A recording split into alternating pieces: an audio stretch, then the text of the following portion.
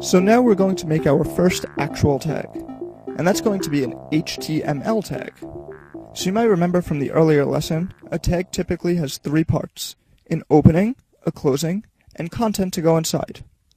Let's write an HTML tag. It's a less than sign, the word HTML, and a greater than sign. Everything in a website needs to go inside of an HTML tag so that the browser knows that the content inside of it is of an HTML type. So we already have content, which is our sentence hello world.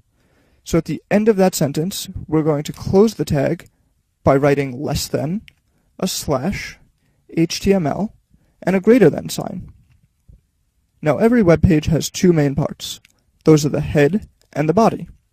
In general, the body of the document is all of the information that's going to be displayed in the web page, and the head contains information about the body.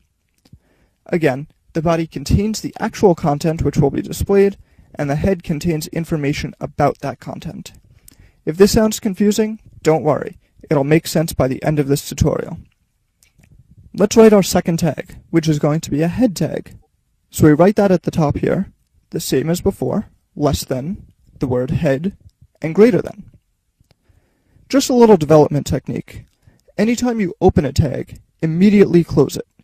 Then add the content to go inside.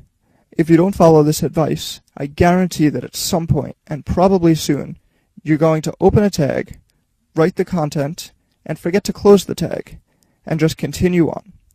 And your web page is going to have serious problems. So let's write less than, slash, head, greater than. So now we have an open head tag and the close head tag. And let's add some white space in here to make it easier to look at.